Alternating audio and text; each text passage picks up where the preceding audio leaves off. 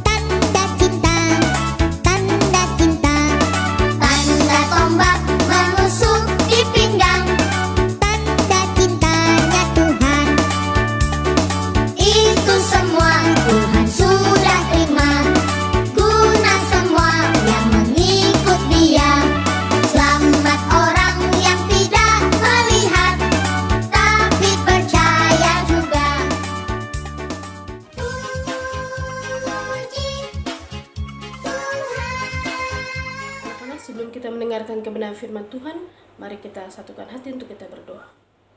Allah Bapa, dalam nama Yesus, kami sungguh mengucap syukur karena minggu pagi ini kami boleh bersama-sama memperingati Paskah ya Tuhan. Dan pada saat ini kami akan mendengarkan kebenaran firman Tuhan. Biar Engkau bukakan hati kami, Engkau persiapkan ya Tuhan segala hal yang boleh kami terima sebagai kebenaran firman Tuhan. Dan Engkau akan membuka hati kami untuk bersuka cita menerima firman-Mu. Di dalam nama Tuhan Yesus firman yang hidup, kami berdoa dan bersyukur. Amin.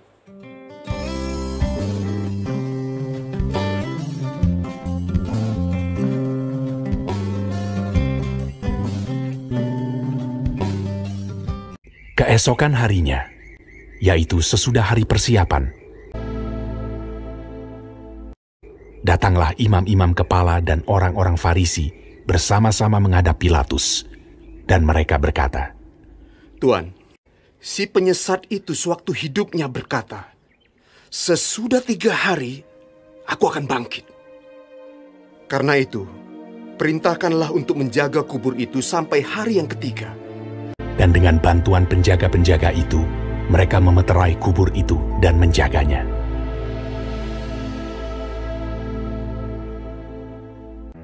Setelah hari Sabat lewat, menjelang menyingsingnya fajar pada hari pertama minggu itu, pergilah Maria Magdalena dan Maria yang lain menengok kubur itu. Maka terjadilah gempa bumi yang hebat, sebab seorang malaikat Tuhan turun dari langit dan datang ke batu itu, dan menggulingkannya, lalu duduk di atasnya.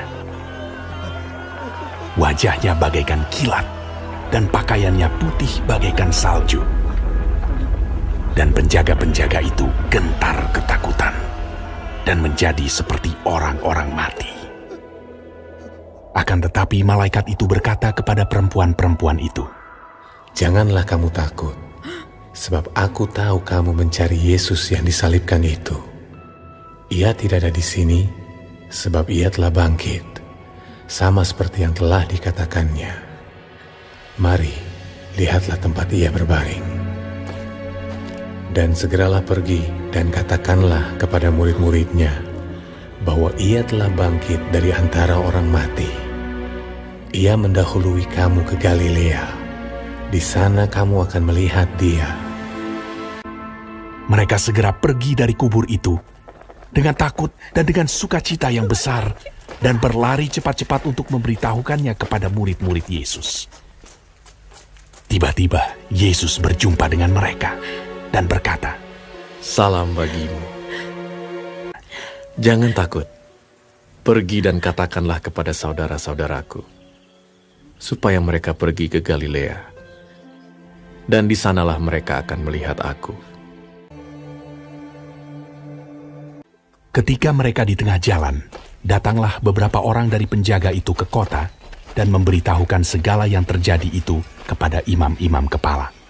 Mereka mengambil keputusan, lalu memberikan sejumlah besar uang kepada serdadu-serdadu itu, dan berkata, "Kamu harus mengatakan bahwa murid-muridnya datang malam-malam dan mencurinya ketika kamu sedang tidur. Mereka menerima uang itu dan berbuat seperti yang dipesankan kepada mereka. Dan ke-11 murid itu berangkat ke Galilea, ke bukit yang telah ditunjukkan Yesus kepada mereka. Yesus mendekati mereka dan berkata, "Kepadaku telah diberikan segala kuasa di sorga dan di bumi.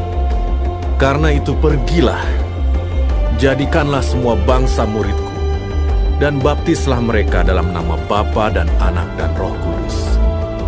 Dan ajarlah mereka melakukan segala sesuatu yang telah kuperintahkan kepadamu. Dan ketahuilah, aku menyertai kamu senantiasa sampai kepada akhir zaman."